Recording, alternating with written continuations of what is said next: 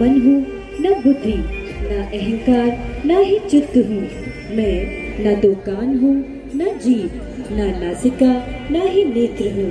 मैं न तो आकाश हूँ न धरती, न अग्नि,